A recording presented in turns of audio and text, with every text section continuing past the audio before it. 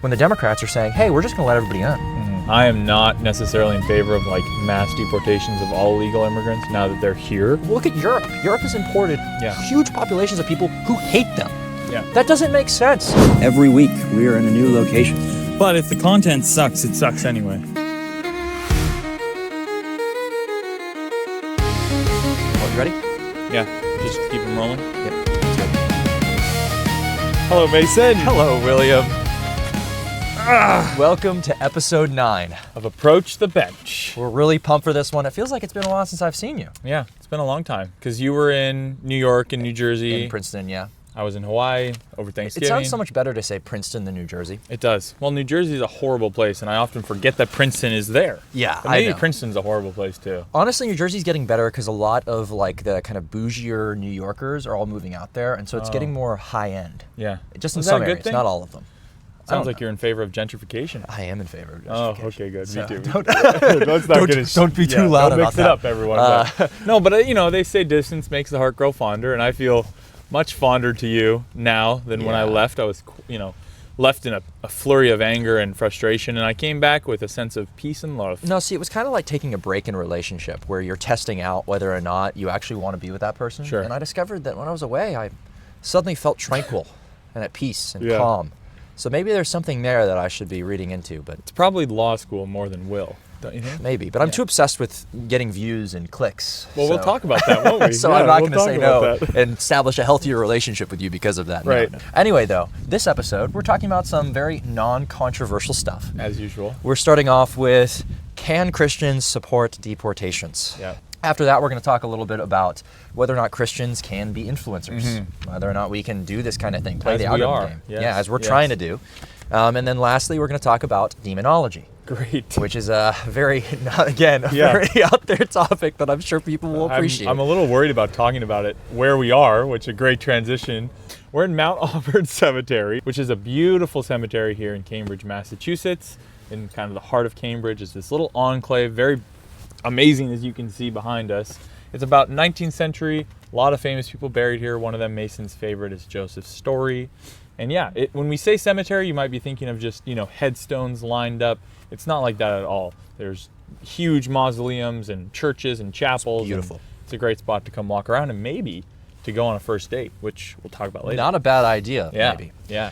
But we also want to make sure we are being as respectful to the area as possible. We got permission to shoot here. We did. We also are not shooting by any headstones.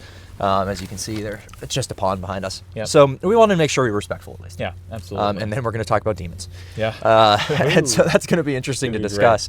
But here's the thing. This episode is jam-packed, not only with topics, but also with feedback. We got tons of feedback because Yeah, 'cause episode 7 got like thousands of views. We went viral. Viral, thousands of views. Yeah, 2.5 but thousand. thank God. I mean, that was really nice that a lot of It was people watched crazy. the episode through. I they- landed in Hawaii, Yeah. and I just kept seeing the view count by the hundreds every 10 seconds. It was would really, just go up really by cool the to hundreds. see a lot of people was. who were interested in the show, and Yeah. a lot of comments. As you'll see, we're going to go through those. Yeah. Very toxic, some of them. Yeah. Some of the groypers came in and planted little seeds We- of doubt in our. We did finally Theology. get that. So let's walk through them. This is our YouTube feedback review session. So Bum, bum, bum, bum. let's walk through some of this. First off, Ion says, "I cannot wait to play this game. Good, it looks amazing." Yeah. Maybe a bot. We're not sure. But don't know. excited for you to play this game. God bless you, Ion. Whatever you're on, I want some of it. I also liked Victor Padilla's comment. He said, "Nice of you to spend time with the elderly." Talking about Lindsay. Lindsay, who was with us on the podcast. She's great. older, not really. Yeah. She's ancient. And then there were two nice comments that were made about the guy on the left, who's me. Guy on the left was standing on business and dropping truth bombs. Right. God bless you for this for standing up for biblical truth and masculinity. I need to follow more of this advice. Not And- sure what I was saying that's not biblical You're truth dropping and all these woke, masculinity. but- liberal, secular takes, coming out telling people to kiss each other all the time. I'm coming in here and saying, I'm the prude. I'm the prude on this bench. Whatever. I'm the prude on the bench. Yeah. Then also another guy said, the man on the left looks like a distinguished gentleman. Yeah.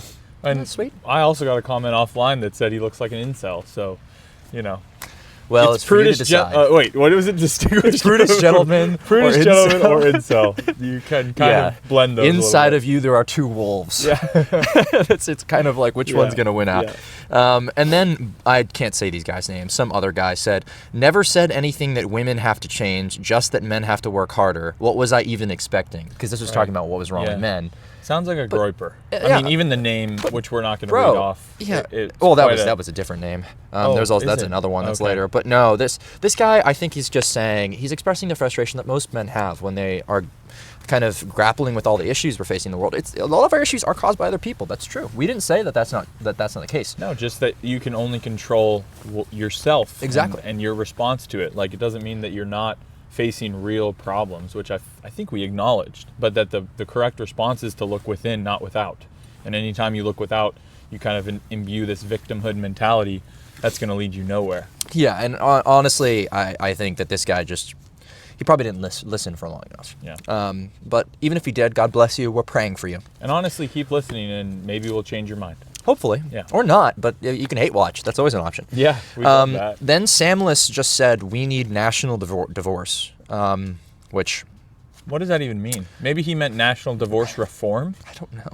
I mean, national divorce sounds like civil War era kind of stuff, like secession. I see. The way I read that comment was like bring back fault-based divorce schemes. I just don't really know how you would separate the country these days, because there are pockets of blue and red everywhere. Yeah. As much as a state may go one way or another, like Alabama goes one way or another, but it's still a 65-35 state. Well, didn't that happen in the Civil War, man? I mean, not maybe to the scale it would today, but there were families in the South who were separated and not mine. Brothers fighting. But we don't need to get into that. Mason, you don't need to show all those. So I don't need to tell all the bad history in mine. No. Well, but listen. But that's true. There were families where brother was on the Union, one brother was on the Confederate, and they were fighting each other. Yeah, and that definitely is the case. But I do think that there was more homogeneity than today, and it would be really hard to make a split. You'd have to do something like the partition in India, where you suddenly have a huge trek of people, of Muslims from one end and Hindus to the other. Yeah. And that caused a ton of deaths. It's like not a good idea. All the Texas liberals would go to California. The other thing is the two states that I feel like would be most likely to secede are on super ends of the political spectrum. I'm thinking of like California and New York. There's often talk about California being its own nation, but they're not going to fight together. Yeah, it's difficult to see. Yeah. Then we also have a comment from Cow-ism and whatever, who wrote paragraphs. You're really good at reading names. Yeah, I can't do it. It's okay. It's really bad. But she wrote paragraphs about, she was a woman, discussing like how she doesn't think that women are as hypergamous as we were actually saying, that men might actually do pretty well in HR environments. And she ultimately was arguing, which seems a little lib-coded, doesn't mean you're a lib, but felt a little lib-coded. She was saying that women are more emotionally intelligent because they're trained to be, whereas men aren't trained to be. But that feels lib-coded to me, because I'm like, you're starting to think that a lot of gender is a social construct. Yeah. And don't get me wrong, that doesn't mean that a lot of gender is a social contract. Sure. Isn't a social contract. It's to say that like your intuition is to lean that way. Yep. No, I hear that. That's not what we're saying. saying. We also did talk a little bit about how to prepare men to enter the workforce, maybe we should be training them to do different jobs. And that could fall within that. Like, not many men are teachers, not many men are nurses, and like those are jobs that they could have, and so maybe she's getting at that. It's possible. Well, then we also got our other Groiper comment. We know this was a Groiper because he has a very anti-Semitic name, which we're not going to say. Who said they let girls into West Point, WTF, girls in military, and we wonder why we suck now. Then he said, repeal the 19th Amendment and make girls sign up for the draft if they want to be equal, with like 4 laughing emojis. Which admittedly sounds exact. I mean, that's like, it's almost like Nick Fuentes commented that on the video. Well, it's all the same sense of humor. Yeah. It's anything you can do to be transgressive. Yeah. Which, don't get me wrong, in some ways it can be funny to be transgressive. Like 100%, bro. Yeah. If you just own that you're an incel or something and Mason, you walk around. I mean, you joke all the time about repealing the 19th Amendment. That's not true. I do not do that. When have I made a No, repeal you haven't. 19th? You never have. I'm not one of those guys. I'm a strong believer in like I will make transgressive jokes, but in good spirits. Sure. I mean, and I kind of do agree a little bit that maybe women should be signed up for the draft if they are to be. Oh, but they shouldn't be signed up for the draft. No, because they're not the same as men. That's my main reasoning. They're not. But we could carve out exceptions And for the women. the problem isn't repealing the 19th. There's a lot of stuff online where people are like, if women weren't able to vote, we'd have the country back. But also, Sure. if young people weren't able to vote, we'd also be able to have a lot of I was influence going to in the say, country. if old people weren't And if able old to people, vote. if really, it's just if only you were able to vote, Yeah. you'd be in the position. The reality is, like, Exactly. a lot of groups are not going to fully align with your interests. Sometimes they'll sway different ways. That doesn't mean that you should just like fully disenfranchise them. What you should do instead is try to align incentives properly. Yeah. Like, I think that basic things like you can only vote if you've contributed more in taxes than Yeah, you're I taking agree. out, Yeah, or equal, that's a or great, close. great idea. Yeah. Then you should be able to vote. break even or contribute. Yeah, you're able be close vote. to it. Yeah. And like, obviously, a lot of people are like, well, that'll disenfranchise some good people. And it's like, yeah, I understand, but at the same time, it's trying to It's make an sure that you're incentive structure. internalizing the cost. Yeah, and it's an internalizing incentive costs. structure. Like I mean, it's not the only reason why, but it's why voting rights historically have been tied to land ownership. Yeah. Because you have more buy-in in the country or the nation that you're voting in when you have a stake in the game. I think that's what it's getting Amen. at. All right, so we also got a voice memo. This is from Lauren. Same girl submitted a voice memo before. She Yeah. said that she works at a fire department, actually. It's 98% men. And we were talking I about... did not know she worked for a fire department. Yeah, it's really intriguing. This I'm is the one with the beautiful voice, right? Yes, she Yeah. has a very pretty voice. Very pretty we voice. like Lauren's voice. You have a cool voice, Lauren. Thank you, Lauren. She was arguing that when Lindsay was saying that she kind of like became part of the boys' club at West Point, Yeah. Lauren was making the argument that in order for a girl to become part of the boys' club, they have to give up their femininity, which I think is a really interesting point. It seems reasonable. Well, and again, Lindsay acknowledged this, that she does not imbue all of the characteristics of the traditional feminine. Yeah. And Lindsay proclaims that, for herself. And I think we were careful last episode to not draw so many generalizations that like all women are a certain way and all men are a certain way. There is more of a norm on both sexes. So I think that, certain women like Lindsay, who does not, is not the classic feminine stereotype, could probably take on the boys' culture. Possibly. But that if you are more of like you have that kind of type feminine, then you might have a harder time without losing that. Yeah. We also received a pitch that we should react to rom-coms together, Yeah. which Will really doesn't like. I think that's going a little too far. I think maybe if we ever end up with girlfriends together, like a shared girl between us, then we could do that. But otherwise, I don't think that would work. You just said a shared girl. I did, yeah. Bro. Well, no, if each of us have an individual girlfriend, we're not going to share as much as we might like to. Yeah, I think we could it'd do be a a little date far. night where we talk through it. I mean, this came from the fact that I was watching with a bunch of other Christians at the law school, High School Musical with them. That's not a rom-com? I know it wasn't, but it's like kind of a girly movie, and they were just talking about like how funny my reactions were, Yeah. and how awesome I was, Oh. and how they loved listening to me, You how handsome were talking and through the strong, whole movie, weren't you? and Were you like talking through the whole movie, it Mason? was just really nice of them to say all those nice things. I wasn't talking the whole thing. I just would make a very witty and astute comment occasionally, and people would really appreciate it. Wow, that's cool. And so they were like, we should react. So let us know. What do you think? We also got a nice comment from Ellie and a nice comment from Will. They both were kind of affirming us, saying Not they me. enjoyed it, Different saying Will. that they enjoy the Excuse me, podcast. share a little more about what Will Sorry. said. A different Will, who says, let it be known that Will is completely correct about naming children. English or Christian names only is the antidote we need to the millennial naming disease. And what did he name? And he just had a kid. We're Yeah, not going to name his okay, kid, but yeah. his kid's name is very, very English. Very English. Very good, Will. So Thank respect you. to that. And he was also shocked that I didn't support people dating in high school. He was like, that's the most romantic thing ever, to like fall in love with your high school sweetheart. And grow up together and mature together. My point has never been that it's not romantic to fall in love early. My point is that I think that in our infantilized world, that like kids who are in high school dating almost always goes real bad. And so even for the upside of what you could get from that relationship, it's just not worth it. But where Mason, you are in high an school. antidote to the infantilized world is to give children more responsibility early, and No, one of because those could be they're- a healthy dating dynamic that is, supervised by adults in some way, and that could be an antidote to the infantilized world. But we do need to increase the population. Teen pregnancy could be the answer. Okay. That's my only comment on that. Is I Well, think that immigration it's just also dangerous. could be the answer, and we'll get to We're that going later. to talk about that in a bit. But otherwise, I mean, we got a lot of feedback. The Yeah. last thing that we want to show you, girl problems, classic segment on the show. Here's the thing, though. We've gotten some feedback about the jingle. We actually had 2 new jingles submitted to the show, and we're going to play those 2, followed by the classic girl problems jingle. Right. Will, could you give us a girl problems? Girl problems. After we do that, you guys are going to let us know which of these 3 you prefer, and that's going to be the one for at least the rest of the show until we get a better one. So here they are. We don't have girls, we don't have problems, but we go to Harvard. So if you got 'em, we'll solve 'em. Your fiancés are all up for grabs, and diamonds shouldn't be made in labs. So give us a ring, we're up for the task. Approach the bench and ask your girl problems. And then number 2.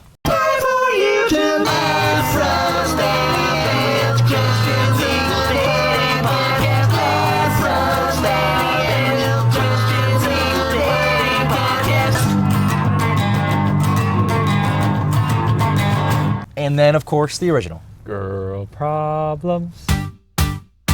Girl problems. So, you guys let us know which one you prefer. They're kind of interesting. Yeah, they're very different. They are very different. I have a favorite. Okay. Let's go! We're freezing. We're freezing right now, but we're going to hop into the appetizer question before we get into the Don't need immigration this yet. discussion. Immigration? So first off, we had a question submitted to us by Anonymous. We can't say his name, but he asked this. This is a great, it's really funny, okay? So Will, what do you think? What is the correct family group chat etiquette? Yeah. For years, my parents and I used to send articles and videos supporting conservative politics in our chat, not thinking it's a big deal. After all, we're a family. Yeah. Everyone knows I'm super interested / involved in political things and that I love sharing my opinions. My siblings lean liberal, but are pretty apathetic towards politics generally and didn't really care. Yeah. After my older brother got married, though, his liberal wife joined the chat and got super offended just by even seeing the headlines of certain articles. She declared a rule that we are absolutely never allowed to even mention politics whatsoever in the chat. Is that appropriate? No, it's not appropriate. Solution, kick her out, or just form your own chat where you can do that stuff, avoid the conflict and just cut her out of the conversation completely. But the bigger problem is, no, it's not appropriate. I mean, holy smokes, this girl sounds awful that she's not even like open-minded enough to entertain the headlines that might contradict her views. Like, talk about problems in America, am I right? Okay. Rant over.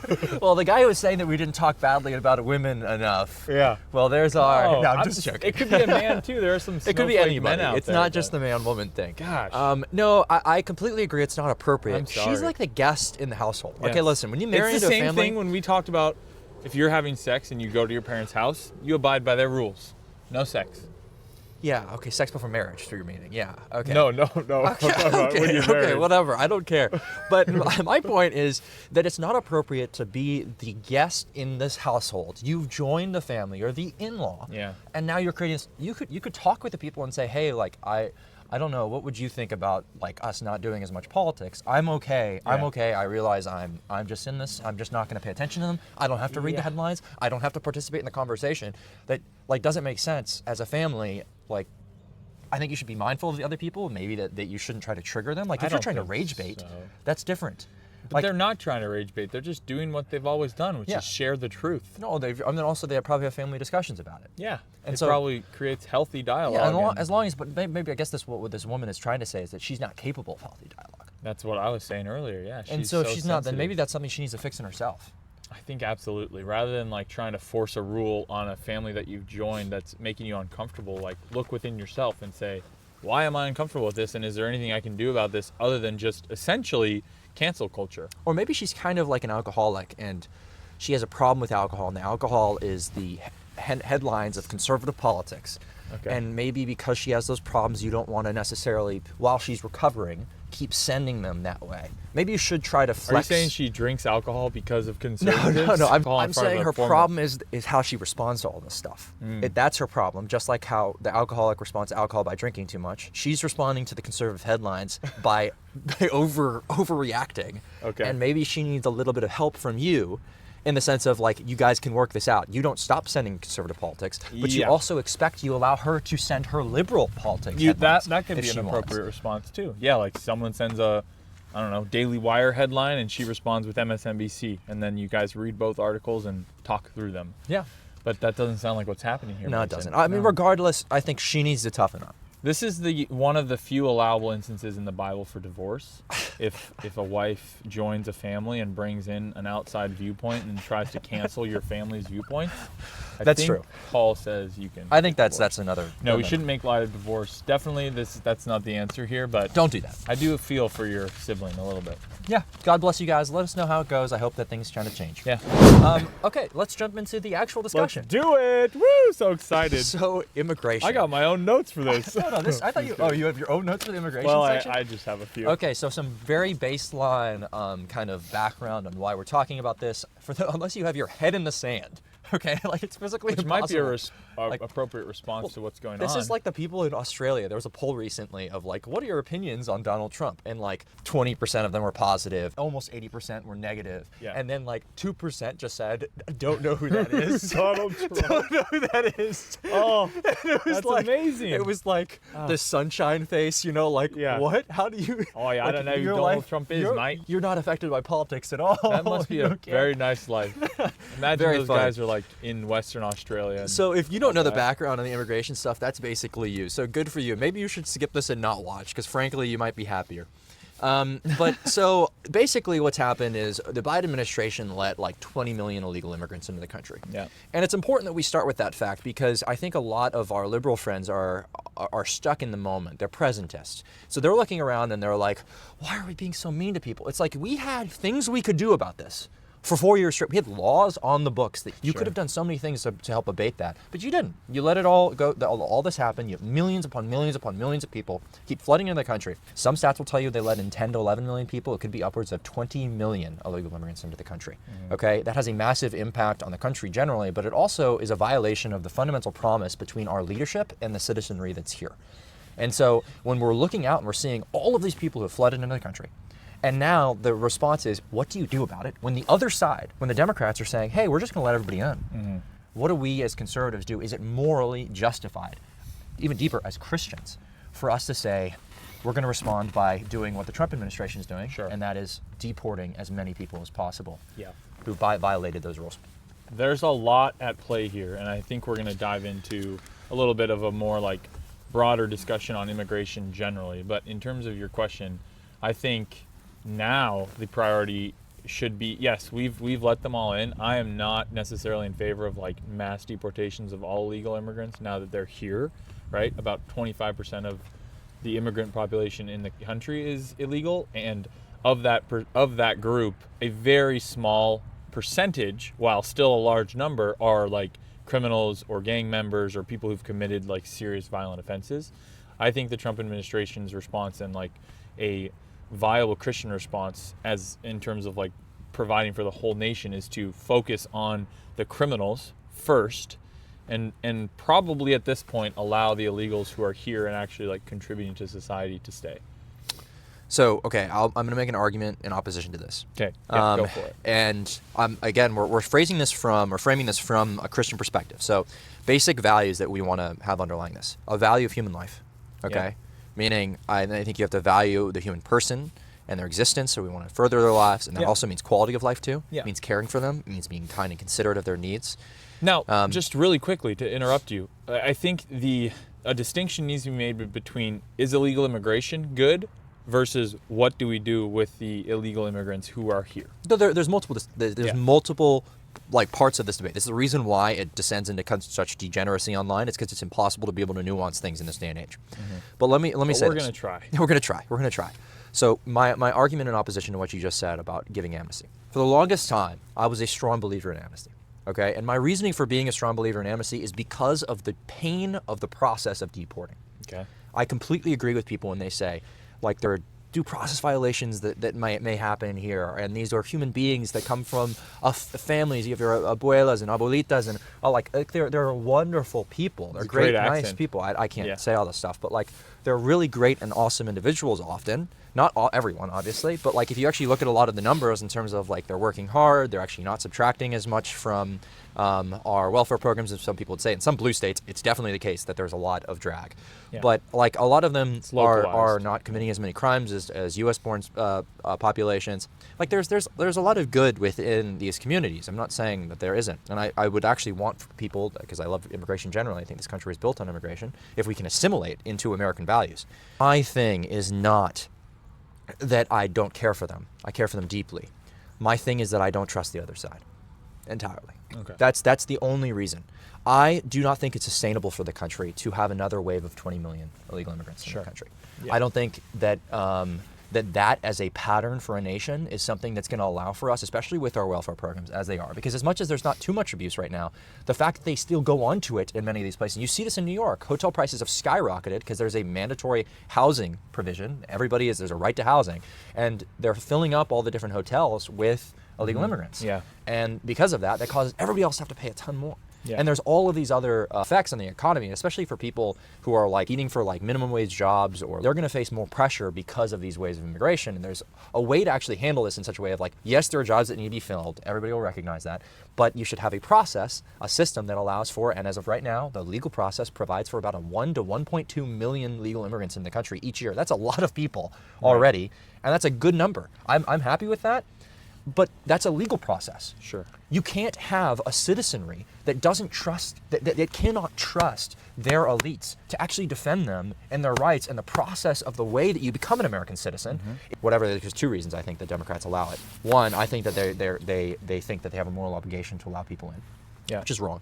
And then 2, I think that they also fundamentally don't like a lot of the American voters who are like us, who are traditional conservatives. And they think that if they import other populations, that they'll have a chance to win elections. Okay. Lots to unpack there. I think we should, after this, take a quick moment to talk about the benefits of immigration to the system, because there are a lot. And I totally agree with you that illegal immigration as a concept is not a good thing. I think just to raise one point to what you said, like, it provides a perverse incentive structure, and it does an injustice to the people who are trying to do it the legal way. And It's who incredibly are waiting. unfair. Yes, it's incredibly unfair. Incredibly unfair. And that goes against like a Christian idea of doing justice. And also another thing that I have a huge problem with illegal immigration, is that it creates pathways that do a lot of harm to the communities where these people are coming from. Like if we kind of have an open border policy, we're going to see a lot more human trafficking. We're going to see a lot more drug trafficking. We're going to see human smuggling. And these are like negative externalities from a quite laissez-faire approach to immigration that we could camp down on if we adopted a more legal approach. I'm not so convinced that I don't know what the solution is. I mean, I think to what you said about the welfare, we need welfare reform in this country anyway, and I think that could be an angle to attack this.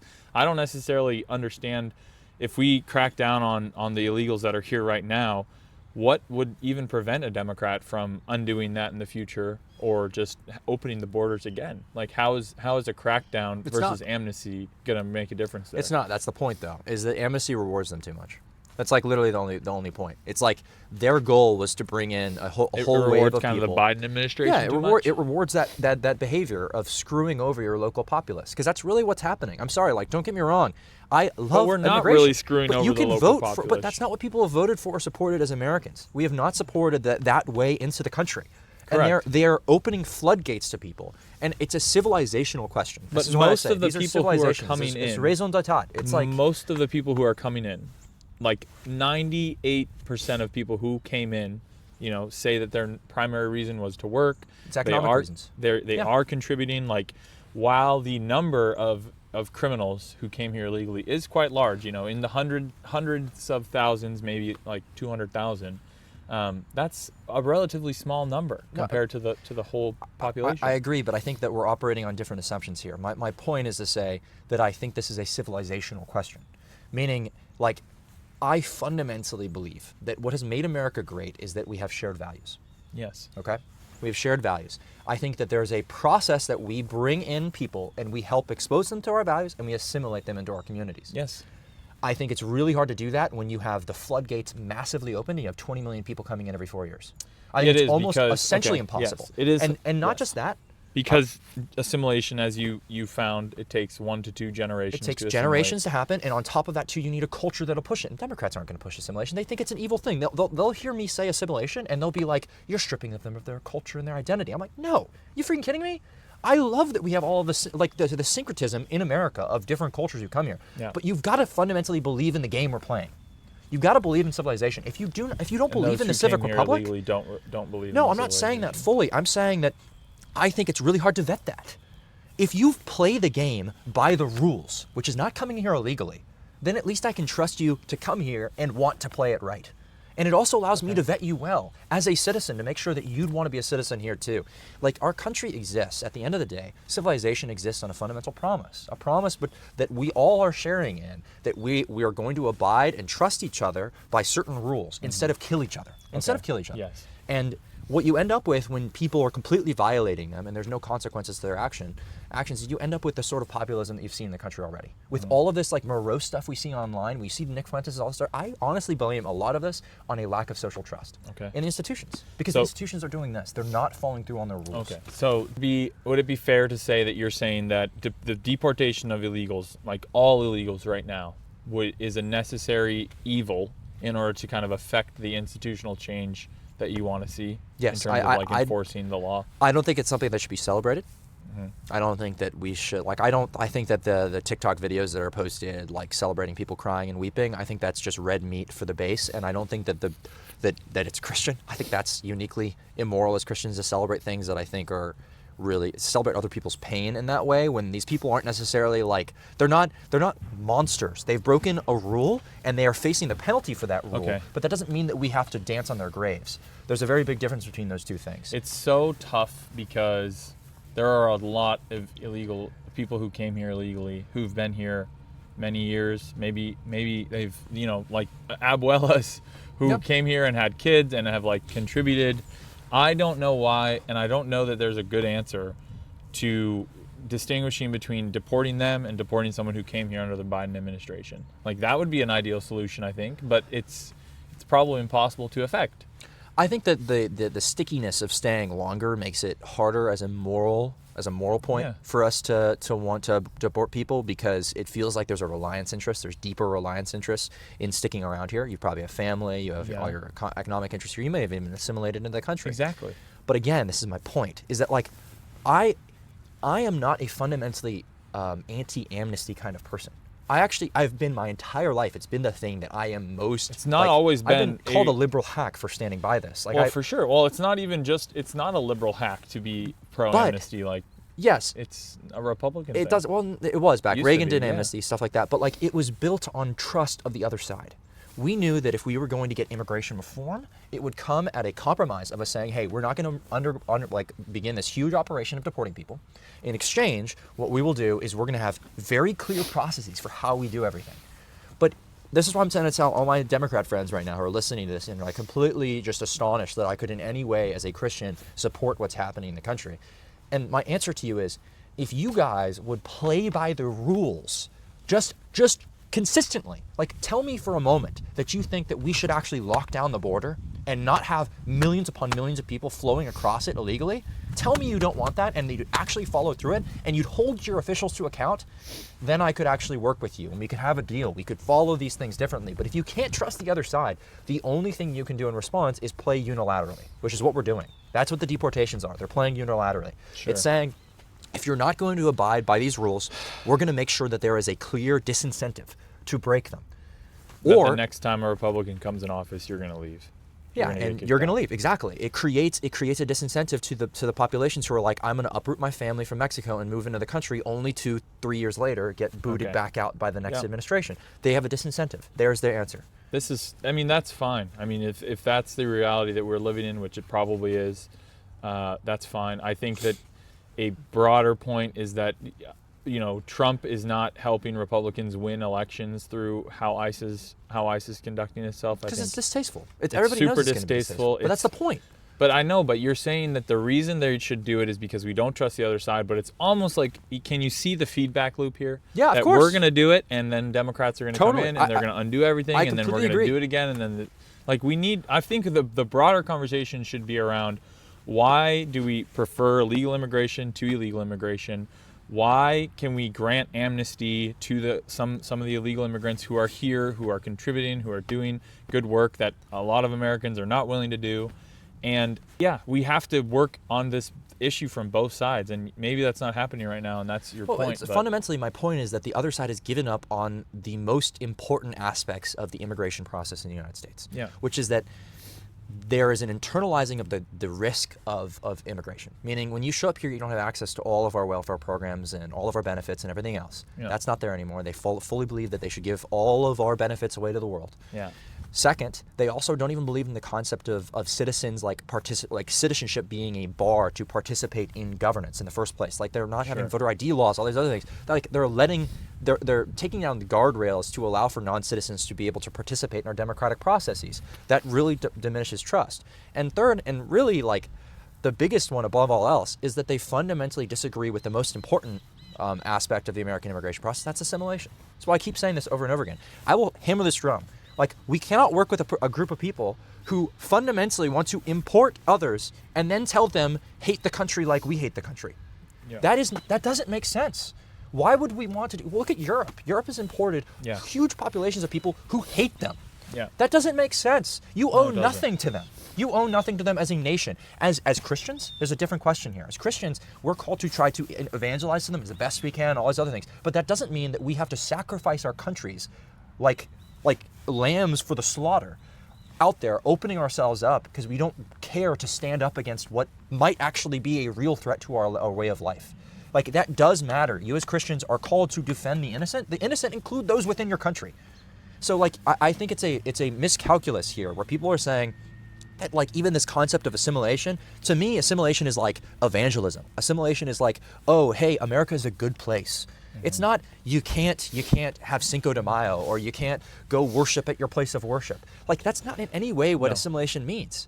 And this is my whole point. It's incredibly controversial to say this stuff out loud, and I could get canceled for this anytime. Probably already am. But, like, frankly, it's true, and somebody needs to stand up and say it. What's controversial? To say that, like, there are differences between cultures, and American culture is ultimately, in order for us to have a nation, important to imbibe. It's important to imbibe. You've got to actually love the country to come into the country. I feel like that's such a basic principle. It's such a basic principle. No, I don't think that's controversial at all. And the best way to figure that out is through legal processes. Any of your three prongs but that's through legal processes. You notice this? This is what I'm saying. How do you vet people for this? You need a legal system to do it. You can't just open the floodgates, then anybody comes in. Then Chinese fentanyl gets flooded into your country and overdoses everybody. I just keep coming back to, like, now that they're here, there are good ones amongst them. Many of them, most of them are good ones. And I think that's my sticking point right now, is like, they're already here, dude. They're already here. The floodgates were opened and they're here. Maybe the floodgates were opened many years prior and they've been here for many years. Like, and I don't think it's right to deport those ones. I think unless it's it could be an evil, it could be a negative, it could be a bad that we're just doing in order to achieve some of the broader aims that you're saying. But I will tell you this: if you don't have the systems in place to assimilate the populations that are now here, because now 15% of the country is foreign-born, it's the highest it's been since 1890. Back then, we had very strong systems of assimilation. It was very culturally enforced.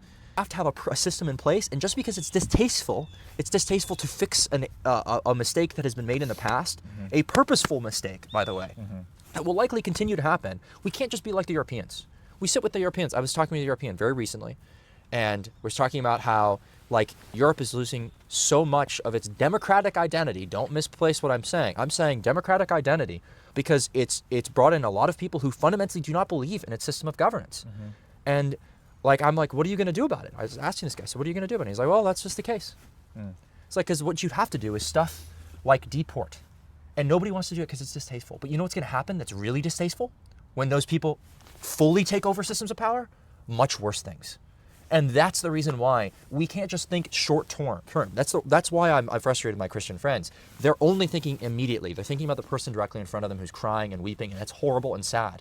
But that doesn't mean that you don't provide them with a way to seek asylum properly. That after getting deported, if you self-deport, all this other thing, you have other pathways. If these are good people, I'm a strong believer in immigration. There are proper pathways you can follow. May it take a year or two longer? Yes. Is it going to be hard? Yes.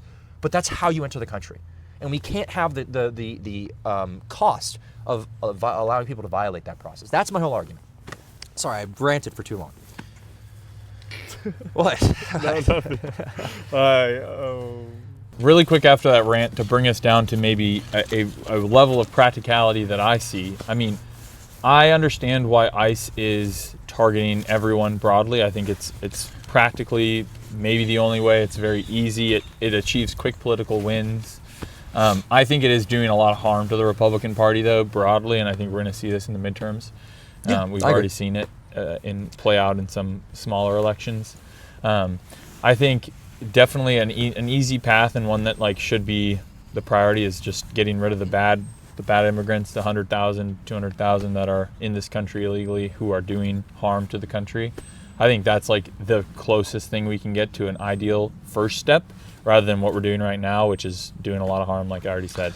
And I also just want to throw out, like, there is a lot of good, like we've kind of alluded to this, but we're both pro-immigration generally, even if, we're both anti-illegal immigration and Mason's more, against amnesty. This conversation in an ideal world would be nuanced, because we could have these conversations across the aisle and we could say, look, we'll be willing to give you amnesty for X amount of millions of illegal immigrants. However, the case that like Mason's raising, where the next president might be a Democrat who's just going to open the doors again, I think that's persuading, but it's also very disheartening. And I think my dream for the world is back to bipartisanship and working together. But yeah, we need to agree on some fundamental things that Mason's talking about in order to do that. Yeah, and I mean, that doesn't mean that you can't be creative about this. Like, even with the lack of trust, like there are deals here. There's like ways to strike amnesty, but you have to work in ways that are going to be really difficult, like as a legal matter.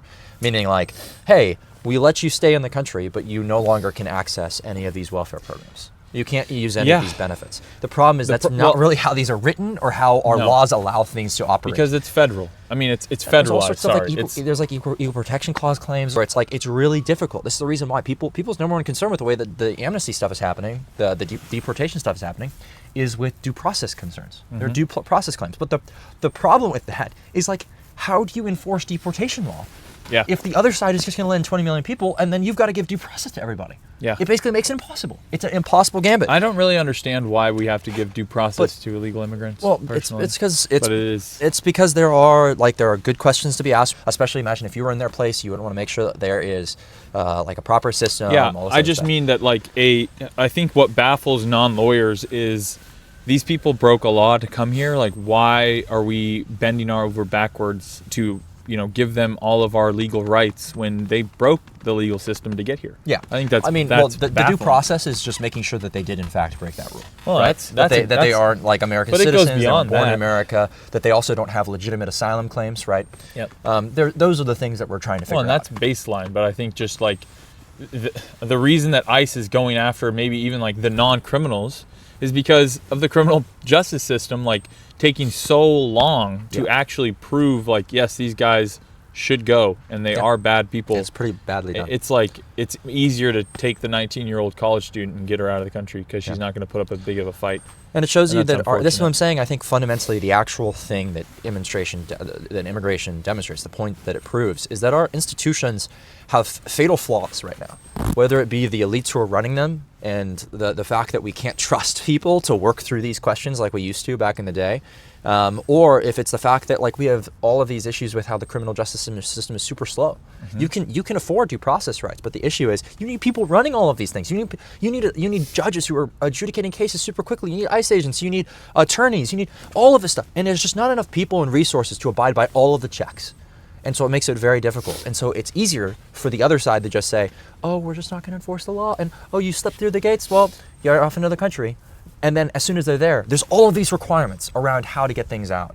And this is the fundamental question facing conservatives like me today, where it's like, you care deeply about the rules. You care deeply about these people, especially as a Christian. We care about these people. We want to make sure that they are cared for and loved. And in my ideal world, there'd be a lot of immigrants coming into the country each year who'd be able to celebrate the American promise. We'd have refugees and other people who are here in this nation. But if we don't have the fundamental civilizational backstops of assimilation and proper legal process for how that happens, you can't do it. You can't do it. So if those things were met, and you could work across the aisle, and we had bipartisanship that would pass, or actually we could trust to enforce these measures, would you be in favor of amnesty? Yes. Okay. So get rid of the 1%, enforce assimilation, legal process for immigration, and then have amnesty for the rest. If we can actually trust the other side to not go back to what it was doing before. And how do we convince the other side of that? We don't. You don't think it's possible? I mean, listen, my liberal friends watching, I mean, if you guys are more optimistic than me, that'd be very nice. I'd love to hear like some of you come out and just like be like, yeah, we completely sympathize with you. We don't want the country to we want border security. We don't want people just flooding in the country. We want legal processes. But the problem is, it's not them. It's not the reasonable liberals. I just think that the elitist class within the left and like the socialists, the DSA people, they don't believe in a country, in the idea of a country in the first place. They don't believe in borders. They don't believe in nations. They believe in the workers as a collective. And like, if that's the case, then they feel as much fealty to this random person from who knows where in the world as they do to me.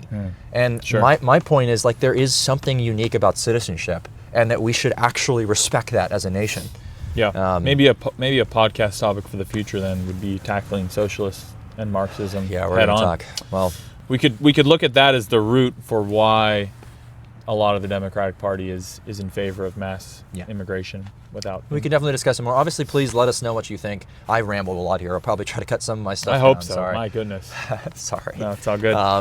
You have more to say. We talked a lot. We love your opinions. Look at this is where I'm an idealist and he's a realist. The roles have flipped. Here I am, an idealist, thinking that we can work together and solve our nation's problems, but Mason is a realist. Yep. In that sense. It's unfortunate. I do wish I could be more, and I do think that it's something that's unsavory. Super. Don't mistake Well, what I've said here as a Christian. just- I think it is unsavory. I think we're called to care and love people well throughout all of this. Yeah. I do think that there is just raison d'etat, Raison d'etat. which is reasons of state. There are national interests at stake, which will cost more lives and more well-being in the future if they're not preserved. That is the calculus. And I know there are Christians out there who'll say, that's not supposed to be in your calculus. And I'm like, it's nice you can live that way. God bless you. You're not called to be in government. That's my response to people who are like that.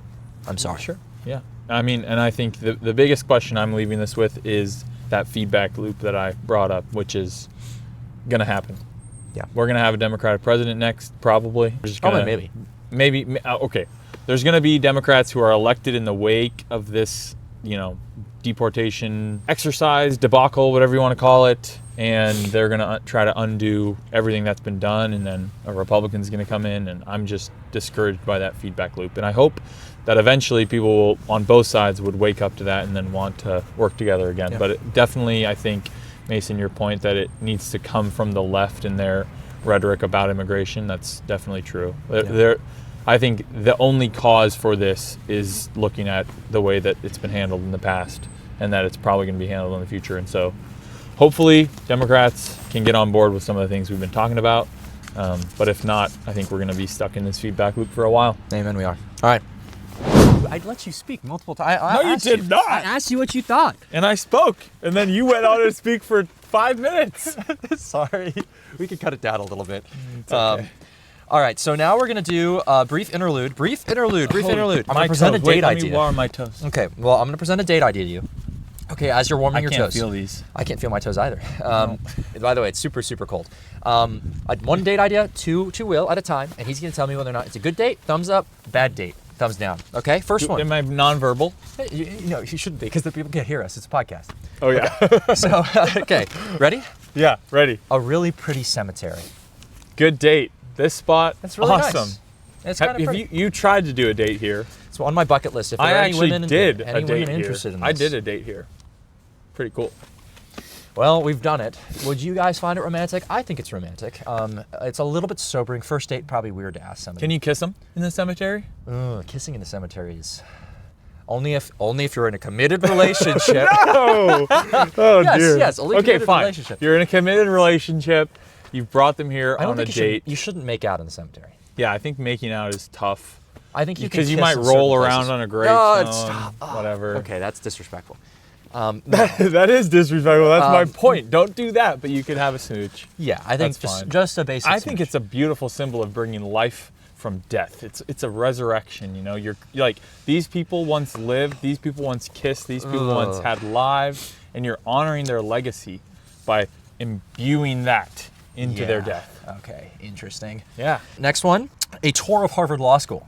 Bad date, I think. Bad date? Yeah. You get to show off you go to Harvard I know, Law. that's exactly why I said it's a bad date. Bad date. It shouldn't, I mean, you could take them there. I would say this is where you take them when you're in a committed relationship. But it's a little weird. I mean, probably it's a bit cool much. if they're like visiting for the first time and it's one of the many things that you have on the itinerary, but otherwise, yeah, bad date. How about laser tag? Bad date. Bad date, laser tag? Yeah, bad date. That's I so think much laser fun. tag is so stupid. It is a little childish. It's so childish. but that's dude, it's fun though. You, you wouldn't really get to interact You with took them. FedSoc there last year, didn't you? No, Or no, no. We did paintballing. paintball. Paintball's really fun. A little better. It's a little too guyish, I think, actually. I think so too. Maybe, I just maybe think laser tag's too guyish. I like to be able to talk when I'm Yeah. on a date. It's kind of like gaming on a first date. It doesn't work. Yeah, that'd be horrible. You could take them on a hike. Hike like is great. that. Yeah. Okay, better than that. How about this? Begging together on the side of the street. Wait. I thought this was handing out sandwiches to the homeless. No, literally begging. Like you guys go and you find a corner and you see who You gets panhandle? more. You get see who gets more more put in the cup. No, I'm against panhandling, so I would say bad date. But Bad that's date. funny. It's really funny. Yeah. It's a little insensitive, I think, to people who are on hard times. It probably is. Yeah. I mean, the other one is you actually make food baggies. See, you walk I out love and that get them. one. You think that's That's a, a good great date, And yeah. you go hand out to the poor. Yeah, that's great. homeless? And then she can see how good of a Christian you are. Yeah. Yeah. As you're evangelizing I to the normally homeless. want the girl to like walk in as I'm like setting up for the date, whatever. I'm about to leave. I tell her to come over to my place, and she walks in, and I'm like finishing up the baggies, and I'm like, oh, this is when I go and hand out food to the poor, Yeah. to the poor and homeless later. Yeah. Let's go to this. I nice used to dinner. have socks in the back of my car, for the homeless. I'd give them socks. That's instead actually of- really good. I like Yeah. that. I like that a lot. But I did that so that girls would be impressed. Yeah, of course. Yeah, for That's sure. most of the reason why it's performative goodness. Yeah. It's all performative. That's goodness. all we do. After that, another idea. You take a girl out early. I think you're the one who made this idea. Okay. You take a girl out early, and you tell her wear something casual. Then you buy her a new outfit at a store, and you take her somewhere really nice. Do you think that'd be a good date? I do kind of like the idea of like going shopping or like getting ready for a date. I saw this on YouTube one time. They were like, it was like a challenge, like two random strangers go on a date and they have to do challenges that the That's fun. video guy's doing. And one of them was like buy an outfit, get a costume together. See, it'd be kind of fun. You both buy an outfit for the other person. Yeah, that would be I'd cool. be scared as the guy, though. I'd totally not be able to do it well. Oh, So, if that you would worry said, me. if this was the first time you met her and you told her bring something casual, then you don't have a sense of her style. But if Yeah. you just show up naturally, then you have a sense of each other's style, and then you can shop together. I'd buy whatever's cheapest. And then another one. Wouldn't. Yeah, I would. I know I take her wouldn't. to- I know I you- wouldn't. no, you I'm would not. honestly You not take sure. it to Anthropology, dude. Yeah, I'd go somewhere nice. Route 21. How about ring That's shopping? For wedding rings? Yeah, I mean, yeah, might as well just start off early. It's kind of funny. It is hilarious. It'd be kind of funny. Yeah. It's a kind That of would funny be date funny. idea. It is a good idea. Let's, good idea. I think it's a good idea. Yeah, good idea. Ring That's shopping. super funny. Ring shop early. And also, it's a joke, so you can find out what a ring size is for later. Yeah. How about you join a climate change protest? Like one of those ones outside like Louis Vuitton where they're like, you're those killing are animals. horrible. You know what I mean? No, bad I date. think it'd be hilarious. horrible. It would be so fun. But March for Life. good March date. for Life, yeah. You're totally. That's actually a great idea. I mean, we met protesting abortion. yeah. That's great. It's a great thing. It's a great thing. You just got to be certain of her past and yeah, views. that is true. Well, Yeah. it's a good way of vetting it. Yep. The last one, bowling. Bowling. Better than laser tag because there's room for talking and you can sit. But if it's okay, so in Boston there's like pin bowling, I hate that. which is kind of like cool and historic and It's niche. weird. It's I think weird that's a bowling. good Small, date. It's small pins. Normal bowling alleys are not very nice and they're kind of grungy and gross. And You I don't- think yeah. bad date and pizza smells everywhere. I don't think it's a good vibe unless the person's like really into it. Unless it's a really cool bowling alley. That's like a bowling alley bar or something. Or That's something cool. like really, it's like a new style. Yeah. Oh man, I just got dirt on my shoe. I'm gonna have to fix Kohan this. sneakers. Ugh. Darn it, that's so bad and dumb. Okay, well, that's the end of our good date, bad date section. What? Are we cutting that? No, we're gonna leave that in. All right, so that's the end of our good date, bad date section. Thank you all for listening. Please let us know what you think of those options. We're going to jump into Christian Onlineism. Is it possible to be a Christian influencer? That's the question we're asking now. The reason this is coming up is because I do all the editing for the show. So I do the podcast itself. I do the shorts, the Instagram reels. it's a lot of effort and a lot to curate the content. I also get to see the numbers. Yeah. And that sucks. You get to see when the algorithm likes what you post, and you get to see when it hates it and spits it out. Like, chews it up, spits it out, and you feel like garbage. You put all this time. I put 3 hours into a reel, it gets 1,000 views, and you're like... And I start to be like, we need to do more. We need to do more to cater to the algorithm. The first 3 seconds, it's all these other things that matter so much to make sure that people get clicks. And all of a sudden, I'm turning away, and I'm like, but I'm saying things I don't know if I are fully Christian then because of it. I don't know if I'm idolizing the wrong stuff. So is it possible for like you to go out there and to become an actual like famous Christian influencer and remain a Christian? I mean, yeah, you mentioned it already. I don't have a ton of insight into this because I'm removed from the process, and I kind of like it that way. But again, I kind of have this idealistic view maybe of Christian influencers online that I see what they're putting out there and I think, oh, this is good. But then behind the scenes, probably they're dealing with a lot of the things that you're dealing with, which is how do I get clicks? How do I get views? How do I edit this so that the algorithm likes it? And that's where I would go like, yeah, aren't you kind of missing the point then? You're just doing it for views at that point. And then the counter argument could be like, well, I'm doing it for views because I want people to see my message. And that's usually what you come to me with. Like, you're like, well, we spend all this time and we have, good content to share, and I want to get it out there. So I think in that sense, like, as long as your heart is in the right spot when you're editing this and you're not doing it to, get famous or bolster your own image, but you're doing it because you believe in what you're saying and you want to get that truth out there, I think that could be okay, even if you are buying into the whole algorithm thing. I think it is a heart issue. I agree with this. I think it's a heart issue. I just don't know if it's possible to have the right heart. One of my friends said it this way. He's like, you can say all the best things, but if it doesn't get any views, no one cares. And that's okay. I guess so. I think that really what I've been trying to work, and the reason why I wanted to talk about this is because I want to get to a place emotionally and also spiritually of saying, like, our goal on the podcast is to be us. It isn't actually to get views. Mm-hmm. Our goal is to be us and to make sure that anybody who may listen to this will get to see the truth, hear the truth, and also that we don't subtract from what we fundamentally believe. And I feel like I have done, at least in recent days, the recent weeks, I feel like I've done poorly as a Christian, caring for the podcast well, caring for myself, caring for others as well. Because ultimately, it's not about this stuff. It is about the Lord. And I feel personally responsible. So in some ways, I kind of want to apologize for that.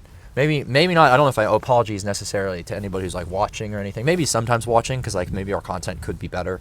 And they probably haven't made it this far into the video anyway. Yeah, they probably haven't if they're the type of people we need to apologize to. Numbers are true. Yeah. I feel somewhat morally responsible for that because we want to do a better job of pitching ourselves while at the same time maintaining our values. Yeah.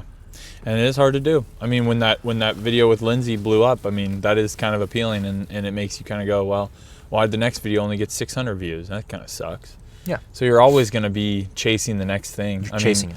I'd never thought we would get to that sort of view level on episode 7 or whatever it was. And now that we've got it, well, now we're just going to be looking for 5,000 next time, for and then 10. The next big hit. Yeah. And so it's always kind of going to be a game. So we just got to keep ourselves grounded in why we started this, which was just to put our message out there and to have fun doing it, to be kind and to love. And as soon as it stops becoming that, we have to stop. We can stop. We have to stop. Yeah. If that's what actually it becomes, I think that's when you have to cut it off. Yeah, for sure. It's Jesus says, if your right hand causes you to sin, cut it off. Mm-hmm. And that's what I'm saying. Like, I think the podcast is meant to be something that helps you normalize Christianity. Mm-hmm. And if we're not doing a good job with that, then we take a break. We take time away. But even deeper than that. Maybe over Christmas, we'll see. Okay. But we have I a full slate planned over we have Christmas. a lot. We have some Israel stuff planned over Christmas. Yeah, we Not do. to spoil our big surprise for you, our Christmas special, which Christmas, by the way, is on Thursday. Whoa, that's perfect. It's on a Thursday. That's perfect. So the Groipers are going to love that episode. They're going to love it, yeah. We're going to not lose any of our viewership on that episode when we shoot literally in the Holy Land. But my point is, like, I look often and see other Christian influencers, or I see just other influencers generally, and I find myself being like, why did they get those views? Like, we produce a very similar video. It's not as high quality, but like, why do they get to be famous and not me? That's the sort of thing where it's like, that's evil, that's wrong, that's coming from the wrong place. Yeah. And it's not hard to enter the space and not have that mindset. Well, another thing that we could do, and we could cut this from the podcast, but we could look into outsourcing the editing to help with that mental burden on you, and just suffer the financial cost of outsourcing it. It would take away that. It's like the you ring. wouldn't see the numbers then. No, but it's like the ring from Lord of the Rings. Now that you've seen it, you want it? No, it's that it's only Frodo who can carry it, right? You're not Frodo. I am Frodo. No. And I'm carrying this ring up to Mount. No, but you know Doom. what? You are Frodo because he thinks that, and then you know who steps in? Sam carries Sam. him. Yes. I can't carry the ring, but I can carry you. Yeah. Great scene, by the way. So maybe that's the answer, man. You need to, like, Frodo was not able to see that he needed help. Yeah, and so many people look at their relationship and think You- that they're you need gay. help. And they're not gay. Samwise and Frodo are not gay. It's actually a good demonstration of male friendship. And it's one of the very rare few demonstrations of that, just like our friendship here, where you can be very close friends with somebody and not fall for them because, holy cow, you're both men. It's a great scene. So maybe you're my Sam and I'm Frodo. Yeah. I do carry you around. And you've got the hair. It's actually kind of like a... It is. Oh, Interesting. Wow. What do you guys think of that? Maybe we should make a reel about Sam and Frodo. Here it goes. Yeah, how do we get views out of this? How do we get views?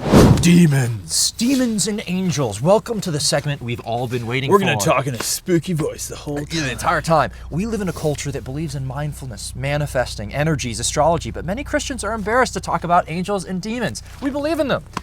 And there's not too much detail about them in the Bible, but I will tell you this, Jesus goes around and casts out a lot of demons. He does. I, in my personal life, as a Jesus follower, have not gone around and been like, begone Satan out of people's hearts as much. I definitely have over some homeless people I've walked by. But like, at the same time, it's not like a super common thing. And I think Not very common in the West, but yes, it's we'll also... come to this, but I have done that. Oh, wow. Yeah. Oh, wow. Okay, well, I kind of want to hear about this, but just to give a little bit of an idea, it's not common here, and it's often, a lot of people will hear this from us, and they'll think we're kooky and weird, and you can think Yeah. we're kooky and weird, but it's part of believing what we believe. It's part of orthodoxy, for sure. It is. Part of believing what we believe is that there is a spiritual world, and part of the spiritual world are the forces of good and the forces of evil. Mm-hmm. And they may manifest in different ways than we expect them to. Sometimes they may manifest scientifically. Yeah. But I don't think we should underestimate our enemies. C.S. Lewis famously said there are two equal and opposite errors: disbelieving in demons entirely or obsessing over them. Mm-hmm. So just as much as we're saying you shouldn't disbelieve in them entirely, just going into this, there were these two women who came to Harvard Law when I was at 1L. Very interesting types. They're very, very Pentecostal, very into the demonology stuff, and they walked in, they had a session with like 30 of us, Yeah. and they'd walk up to people, and they'd be like, I sense the spirit of a demon on you. Mm-hmm. A demon of fear or of anxiety. Witchcraft. Or... They picked like the one African, I'm not even kidding, one like African girl in the crowd, and they're like, there's witchcraft in your family. Yeah. And it was like, that's a very interesting choice. But like, I'm not saying that they may not be entirely wrong, that there is a demon like influencing you in one way or another, but like them coming out and everything is demons. Mm-hmm. Everything is focused on that. And they'd like pinpoint somebody in the crowd and they'd say this, and I was just like, it feels performative. It feels too much. It can be performative. It can also, I think, the error of obsessing over them too much could be removing individuals' responsibility for sin. Like a lot of I went to YWAM and did a discipleship training school, and it's a very charismatic program that does teach kind of demonology or like spiritual warfare as one of the weeks. And you know, a lot of your outreach time is spent in third world countries where I would say there is more of like an overt spiritual warfare going on than in America. But all this to say, there's a focus on like generational kind of demons and spirits that have affected your family and are carrying down through the generations. I think one of the errors is it takes away ownership from the individual. And I don't think it's always the case that the reason you're acting this way is because you have a spirit of fear or a spirit of anger or all these things. Like it could just be your innate sinful nature that's acting out. Yes. And you need to take ownership over that and repent. Could be biological. Give it to the Lord. Yeah. There's a million things. But I get the point of obsessing over it is a problem, and I've seen that. And I've also seen like the reality of spiritual darkness in certain places in the world that I just can't deny. Like I cannot deny what I have seen in Senegal, around, you know, in remote villages or in Haiti, and witch doctors and their practice. And I can't deny that there's a spiritual element there where they have invited spirits, evil spirits, to take power and to give them power. And yeah, it's dark stuff for sure. I think there's an element of humility here. Like you don't necessarily know what's going on. Only God does. All that we can certainly do as Christians, and this is something that I do kind of take from the charismatic line, is like pray for healing and believe in faith that the Lord will heal. And whether that means that the Lord in his power, as he did in the gospel. And yeah, this sounds kooky, but it is in the gospels. Like, if the Lord is going to cast out a demon, okay. If he's going to bring physical healing in some way, whether it's mental or physical, then he can do that too. And I think our duty is just to pray. It's not necessarily to identify the cause and be like, okay, I know this is a demon, possessing this child, and that's why they're behaving this way, and so I'm going to pray against the demon. I think it's more like just have a humility in your prayer, and pray in power and faith that Jesus is going to do what he can do in that life. And I also think you can pray for clarity as to what is causing it, if it is a demon, and then cast it out directly. Like, I think that you can do those things. It's just you can. That we should steward that as a power, and every power should be held with a level of responsibility and humility. Yeah. So I mean, during this time of mission and outreach in Senegal, we saw healings that I couldn't explain. And again, people who are not believers or who are maybe more reformed or cessationist would say, oh, we don't really know what you saw. But I saw healings that I couldn't explain. I saw people liberated from some sort of oppression that I can't explain except in spiritual terms. But do you have anything to say before I read my story? No, I want to hear it. Let's hear what your story is. All right. So I picked this story. It's not the most overt example of what we heard, but I think it kind of breaks down how I see this. So I'll just read it. It's from a blog that I wrote during my YWAM. If any of you want to read it. YWAM is Youth with a Mission, by the way. Yeah, sorry. Youth with a Mission. It's a big missionary organization for young people. Just picking up a little bit. I mentioned this simple moment because this trip has been full of times, the trip to Senegal, where I have expected the least and where God has done much to advance his kingdom. Another example of this came during a day when my team and I were in Goram, which is a village in Senegal, hoping to do a program with the local kids. We arrived in the village and it turned out that all the kids were still in school for another hour or so. However, we met up with some other missionaries who work at the health aid station and who were en route to visit a sick girl. I don't know exactly what she had, but this encounter melted my heart with compassion. Her name was Asi. The grandmother explained that she was completely normal until one day, when she was coming home from school, she collapsed, and that ever since then she hasn't been able to control her body or speak. And the grandmother, just to give a little context, they definitely saw this as her experiencing like a possession, like she picked up or maybe touched something that a witch doctor had used, or like she basically was like possessed, is how they understood it. Wow. And not the first time that something like that happened. But also, if we look at it from a Western perspective, I think it could be like she, experienced some like sudden brain damage or something that caused her to lose the ability to speak and function. But anyway, continuing. When we arrived and went into the house, not all of my team was there. She started crying and seemed very scared. Even before we got in the house, she seemed very uneasy with our presence. I remember praying and really feeling the love and compassion of God for her. I cried as I prayed and also told her that she was beautiful, loved, and that God had an amazing future plan for her. After a while of praying, her comportment changed and she started laughing, smiling, and waving her hands. I can't explain why God didn't heal her completely, but I know she felt his love and our love for her and rejoicing over her life that day. This is an afternoon that I will never forget. Wow. And so I think for me that story, while very moving even to read right now, like kind of embodies the way that I see demonology, which again, we don't understand what was going on with her. It could have been medical, it could have been spiritual, it could have been a mix, but we were just there to pray for her in that moment and show her the love of God. And that's what ended up happening. And like the change, while it wasn't total, was very noticeable. And God definitely did something in that space to show her or give her an experience, a little taste of his love, I think. And the grandmothers. I'm very moved by the story. I wonder, did you guys pray very boldly to cast out demons from her? I think some of my team was. Okay. Yep. Interesting. Because some of my team was. Some of my team were just praying for like healing of the body and mind. But I felt moved in that moment to not pray for those things and to instead pray for her to know God's love. See, here's the thing. I often think of Lucifer as a strategic player, meaning I think that he understands how the other people he's playing against will respond to his actions.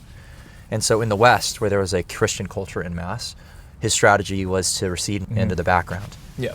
And in that process, to just help us fall into materialism, where everything is just a process. Everything is just, oh, the brain does this, or it's this sickness, it's another thing. It's exactly how I do it. It's not. I don't think he operates the same way in other battlefields. Yeah, no. And so I think that's why you see some more in Africa and other places rearing its head.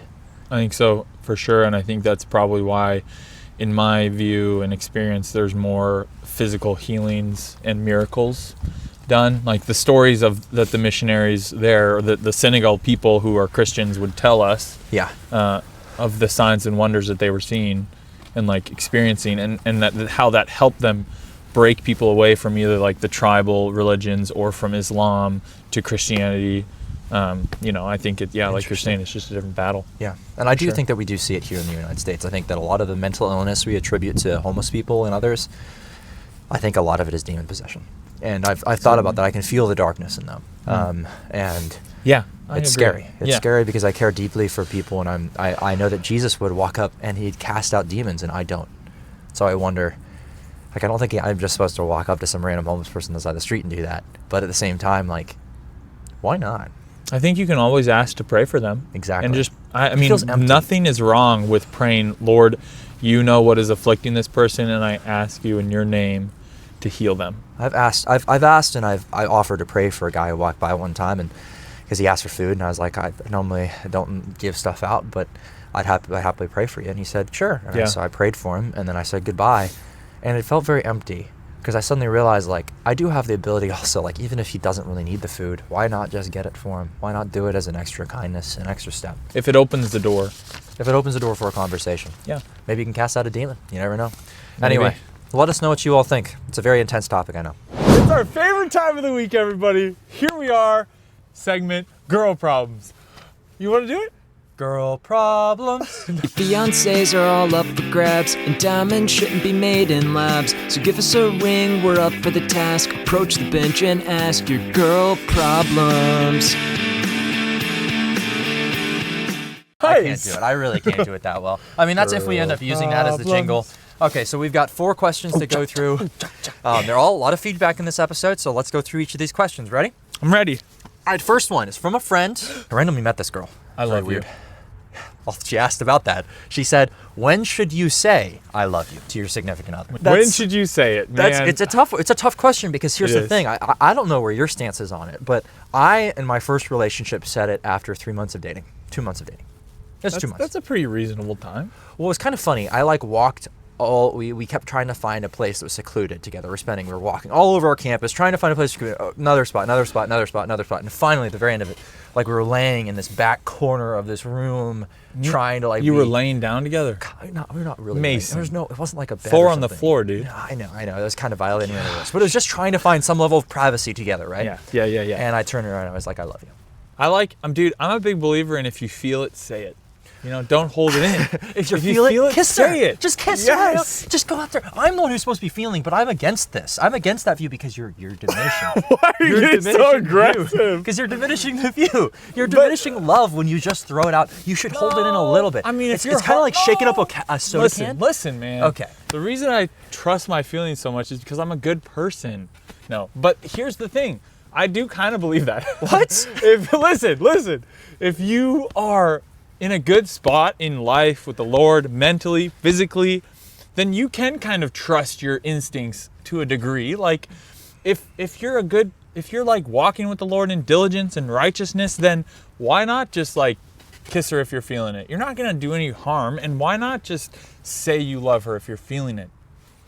My thought process is because I feel a lot of things that I shouldn't act on. That's true. Okay? That's true. But listen. There's a guy who cut me in line earlier when I was waiting for the midnight breakfast, and I was like, you animal. Yeah, let it out. No, that's terrible. I'm not going to do that. That's not Christian. I just think that, I'm saying, say it when you feel it, and I don't think I'd feel it before a couple months into dating. One of my friends said it before he was even dating a girl. That's too early.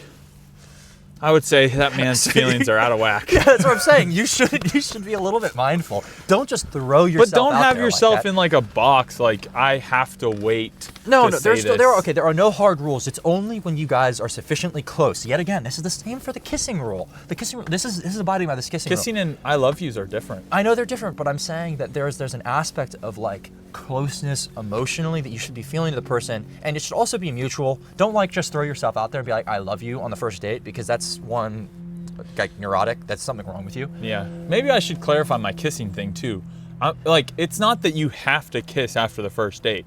It's just that if you're feeling it in the moment and it feels right, just do it. It's not that deep. I think I love you is a little deeper than that. And so for me, as I'm saying this, like, I don't think it would come before several months of dating, and getting to know the girl and like really making a level of commitment to her. We can get into this debate even deeper. That was a very difficult one. I think that you shouldn't let your feelings guide you too much. I think you should use them as indicators. They're helpful, but when it comes to a relationship, okay, what's the point of order? What's the point of order? How is it? I got it with that one because I know his trigger words. Yeah, This guy. Oh, dude. Okay, that's the point. My point of order is that on the topic of I love you, I care less about when I say it. What I would give it concrete advice to is if someone says it to you, you say it back. Even if you don't feel it and you don't believe it, you say it back, because otherwise you're going to do emotional damage. I think you say it back. Like if I was like, Mason, I love you. And you just need to say it back. No hesitation. You just be like, I love you too. When we do this, you go like, love you too, bro. You go, love you too, bro. Bro to a girl? No, no. If am I supposed to be playing? You're supposed to be the girl. I'm playing the girl? No. Okay. So say it back even if you don't feel it. Okay. Yeah. Even if you don't feel it, and then if you really don't feel it, just break up with him. Yeah. I guess the two options that you have there are either say it back or break it off. Break it off. Yeah. At some point, it's like if you're not gonna say I love you. That's really tough, man. It is. To break up really after she just said she loves you. Well, I mean, I don't think you have to cut it off super early. If you're just saying that's a little fast for me, that's okay. Yeah. Like it might just be a little fast for you. And then you break up. Yeah. Make sure you're keeping pace with the other person relationally, and you have open communication. Yeah. Okay. So next question. This is from an anonymous submission that we got, like our anonymous form, which you can submit. That's getting a lot of. It's getting a few. Yeah. What is your opinion on marrying someone that your parents do not approve of? Think it's fine. No. I think it's fine. Holy cow. Don't do it, bro. Listen, if your parents are really that vehemently against them and they're not crazy, that's an important qualification. Yeah. There is a way that your parents could be crazy. Maybe you just don't have a good relationship, something like that. If they're not crazy and you have a good relationship with their parents and they think they're hard-nosed, that's something to really consider, okay? And, like, I'm not saying that 100% every scenario like that. I'm just saying you should really seek your parents' approval. No, I don't. I disagree. I mean, I think most parents are crazy. And so most Everybody's parents' crazy. advice. Yeah, exactly. You really Everyone's don't think that sinful. they're not going to give you good advice? No, I hope that you can trust your parents to give you good advice, but I think that ultimately it's your decision. What happens if you just got the hots for a girl and you're not thinking straight? Well, are we talking like this is 2 months in, or is this like, didn't he say marrying a girl? Yeah, you're thinking about marrying her. So you've been with her for a long time. What about this scenario? If your parents disapprove, but all of your friend circle, they're like, yeah, we're on board. Like the We think people you she's trust great. the most Yeah. in your friend circle? Yeah, like your trusted advisors, your board of directors. If everybody but your parents is saying that, I would probably have that person go and sit down with your parents. I would try my best to find a way around it. Would you tell her, like, my parents really don't like you? Yes, and, I would. And then To be honest. I think one of the biggest mistakes I made in some of my relationships. What is going Dude, on? I've been taking my feet out of my shoes and holding them this entire podcast. It's because it's freaking cold and I'm dying. I'm literally gonna have like these my toes are gonna be frozen off and I'm gonna have to cut them off at the end of this. It's gonna suck. Oh, dude. Anyway. But no, I've made the mistake of telling like people I've dated or whatever like that my friends didn't like them, which is not a good idea. Don't do that. I've learned that in the future. You shouldn't tell people. I won't. I won't. So don't do that. Yeah, I won't do that. But if you're that serious and you're considering marriage, yeah. you're considering marriage and you need approval, yes. I think approval is important. Maybe try counseling too. Maybe Try counseling, like try working yeah. through it. Parent approval, you should seek it to the best of your ability. Deal? Deal. Yep, that's All fine. right, next one. We had a voice memo question. From Lauren? Lauren again. Yes. Lauren's my favorite. Lauren asked, Women are always told what to expect from men. He should buy you flowers. He should open your door for you. He should provide for you. Is he going to be a good provider? He should be able to foresee the future. He should be able to manage finances. All of these things. Laundry list of things, right? Guys have little to no instruction and guidance on what they're supposed to look for in a woman. Do you feel like you were ever told in your life, this is what you should look for in a woman and the traits and the qualities and what they should do for you? what do you think men should expect from women? Like, what do you think we should be telling men to like look for in a good spouse? That's an interesting question. I think this. Oh dear. what are you gonna do? Well, I don't think it's that controversial, but I want someone who, and I want to be this for someone too, but I want someone who's going to be a cheerleader for me. Like, That's who's awesome. going to be supportive and encouraging, and someone who I can come back to after a really hard day or maybe losing my way a little bit in life, and someone who's going to be like, no, you got this, like, you wanted to do this here, like, to encourage me, I think.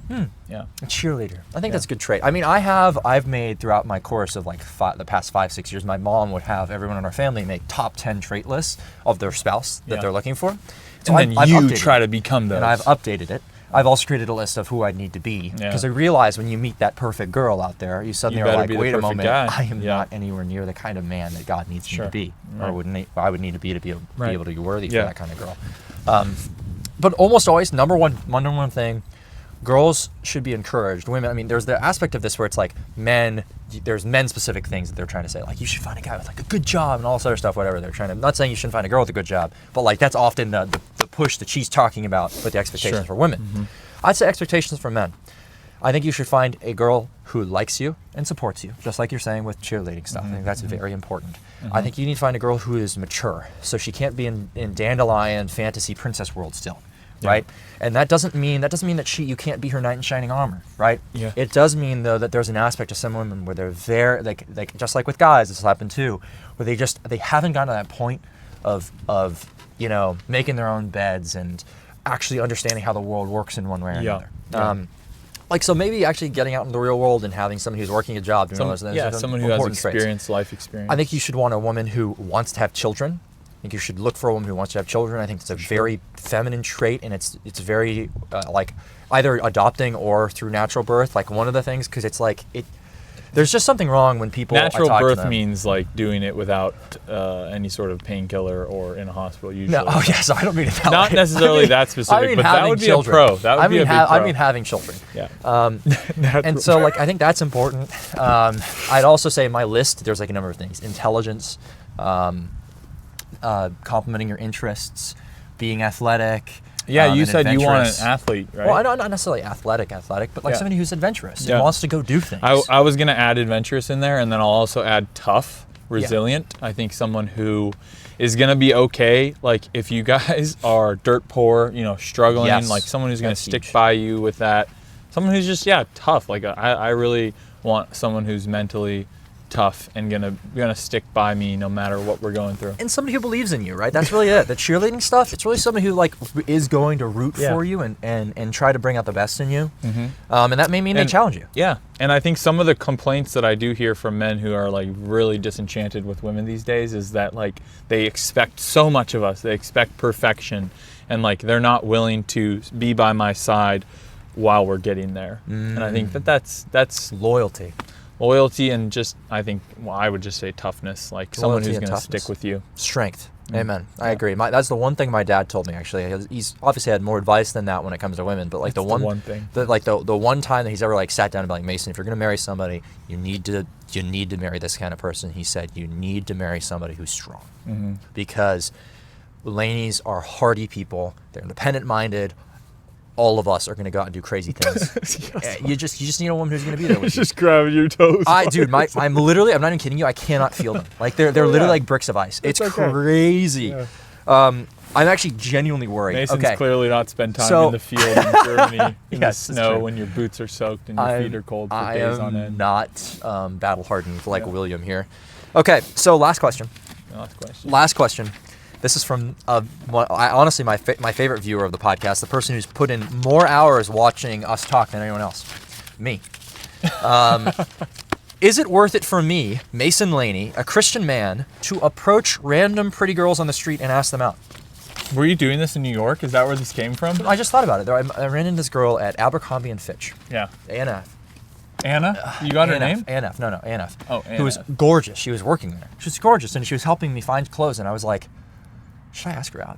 But I was like, but she's no way she's Christian. And that's the problem I keep running into, is like, dude, there's no way they're freaking Christian. So why is it worth, it's not worth like walking, in church it makes sense, because it's like at least you litmus test for some of that stuff. Maybe I could have asked her, but how do you fit that in? I could be like, so where do you go to church around here? But it's just not worth it. Yeah, you could try to strike up a conversation and guide it in that direction. But also, just one date's not going to do you any harm. Maybe I disagree with that. It costs money. It costs time. It costs effort. Ugh. I don't want to just go out with a girl. And also, it's dangerous. But she's really pretty. If I really like the girl and she's not Christian, it's going to be hard to cut it off. At least if Rodrigo was here, he'd be saying you are deriving some benefit from that exchange. You're spending money, you're spending time, but you're benefiting from her time and, in this case, her beauty. Yes. And that's it. That's Maybe very that's enough. transactional. I don't think we should be thinking that way about dating in the same way. But I think it's okay. I haven't really done that, I don't think. But I was thinking when I read that question, I was thinking that would be a great segment. If we go and we're filming and we're asking out random girls and then we film our dates with them. Well, I remember I was walking one time out. Do you agree? And yeah, that'd be intriguing, That'd but be I don't think cool. they'd want us to film. The girls would want to have their dates filmed and publicized. I don't know. Maybe we find influencer girls; they'd be interested in that. Yeah. And then I was walking. This is an interesting story. I was walking out in Harvard Square. I was coming back from like getting food or something, dressed in like my black overcoat, favorite overcoat, really like nice, all this other stuff. Okay. And as I'm walking by, these two girls walk by me and they look over at me and they see that I had headphones on, so they didn't think I heard them. They go, "Oh, he's Jewish." So they say he's Jewish. As I'm walking by, and I'm like, "What?" I was like, wait, what? What did you guys say? You And do give off a Jewish vibe. They were both like, "Oh, I'm so sorry. Like we were just." I was like, so I was like, I don't care. Like I don't take offense to that stuff. Like, Yeah. that's funny. Were they Jewish? And she was like, no. She was saying that one of the girls was turning to the other one and saying, "Oh, isn't your type Jewish guys?" And then she was like, "Oh yeah, he's Jewish." Nice. And they pointed, and I was like, so I'm your type. Like that's funny. Yeah. And like she followed me on Instagram afterwards, and like all Wow. this stuff. It's like it was funny, but at the same time, I could tell very quickly she wasn't Christian, so I'm not gonna ask her out. She's a great girl, but this is my point though. You may run into great girls and have a shot with them, but you shouldn't act on it unless there's actual hope. You shouldn't just do it for the sake of doing it. Not for the experience or Yeah. just to date. And I think that's wrong. I will say I don't think there's necessarily like harm that can come from it. Like you disagree with that, but I'll stand by that. Like I think one date to get a sense of their values, to get a sense of their personality. I mean, dude, maybe, I don't know. I'm honestly like, remember I said like I would date to convert? Or I would flirt to, sorry. I would flirt to convert, but not date to convert. I think, Dangerous. I don't know. It is a dangerous game. Dangerous but game. Be careful. It's okay. Be careful out there, okay? I'm freezing to death. So I think we need to end girl problems. I guess so, And unfortunately. I've got a flight to catch too. I would have loved for you to ask Anna out on a date. Hey, well, her name wasn't Anna. I don't know what her name was. I'll never know. Would've Maybe been God funny. will bring her back into my I would have life. wanted to see it and see Mason get rejected. That would be very funny. Yeah. But no, above all else, it's to say like we should put ourselves out there, but I think you should put yourself out there when there's a chance. Okay. That's In my church. take. Yeah. That's how you've done it. Yeah. Yeah. I have gone up and Either Christian school or church. I've done it multiple times with girls. Like I'm not afraid to do it. I think that's one of the biggest I things. think that's You shouldn't cool. be afraid to Yeah. walk up and like talk to a girl who you're interested in. Yeah. I mean, there's a whole trend going online. This is the last thing I'll say. Like, girls will dress up really pretty, and then they'll walk around New York, and they're like, why are no guys asking me out? So I think maybe you could play into that a little And bit. it's like and ask because them out. you don't want the ugly guys walking up to you and saying, Sure. asking you out. You want the specific type of guy, and he's already dating somebody. So sorry. Just like all the good girls are taken. yeah, it's Yeah, unfortunate. that's why you We can gotta talk wait. about more about this. Well, this has been a very long episode. Very long, very good. Beautiful location. Quite cold. Thoroughly enjoyed it. Yeah. God bless you all who've listened. Please remember you can submit voice memos through the link in our bio. You can also send in questions to approachthebenchquestions@gmail.com. We always appreciate feedback. thank Send you. as much as you can. We love it. We got tons over the last few episodes. This is going to be a very long episode, so God bless you if you made it all the way through. We love the people who watch it. It's really a blessing. It's great. Thanks, guys. See you next week. Amen. Jesus loves you. Jesus. Oh, I dropped my sheets of paper. Bye. Bye.